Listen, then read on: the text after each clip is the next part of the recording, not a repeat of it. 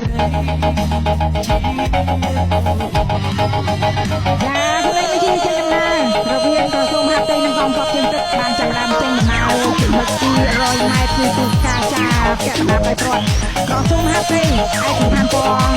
ក្រហមអូមិនមែនក្រហមទេគាត់ចាប់ផ្ដើមឡើងមកគឺវ៉ាបាត់ទៅហើយខ្សែទឹកខាងក្នុងឯកសណ្ឋានមានពណ៌ចម្រុះសក្រហមខៀវ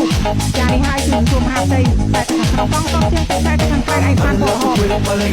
ចាំតាមមក1 2 3ចេញដំណើរគឺមក1 2 3ចេញមក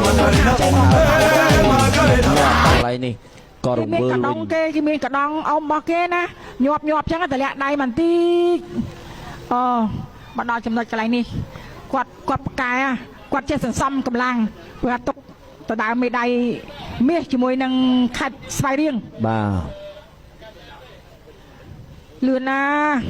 លឿនខ្លាំងមែនតើបច្ចេកទេសនៃការអមរបស់ក្រសួងមហាផ្ទៃមិន